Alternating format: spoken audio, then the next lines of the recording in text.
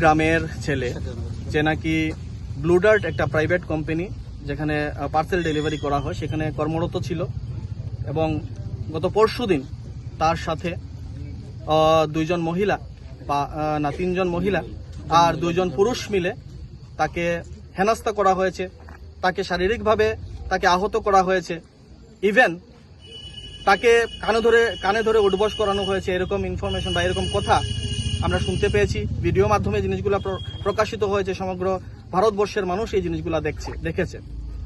আজকে এই ঘটনাকে জুড়ে সমগ্র ত্রিপুরা রাজ্য তথা আমাদের এই যে কামেশ্বর গ্রামের প্রত্যেকজন মানুষ শোকাহত। প্রত্যেকটা ঘরে ঘরে এক একজন যুবক আছে, প্রত্যেকজন অভিভাবক শোকাহত যে আমার ছেলের ক্ষেত্রেও এই জিনিসটা হতে পারে।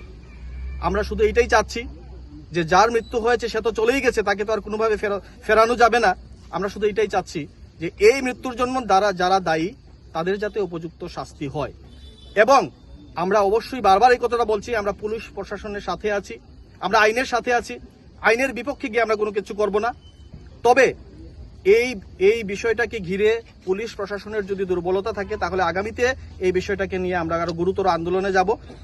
তবে আজকের এই র্যালিটা আমরা সম্পূর্ণ মৌন করব এবং এই মৌন প্রতিবাদের মাধ্যমে আমরা আমাদের ঘরের ছেলে, আমাদের সবার ভালোবাসার ভাই এই প্রসেনজিৎ সরকারের মৃত্যুর সুষ্ঠু তদন্তের দাবি জানাচ্ছি। সবাইকে ধন্যবাদ।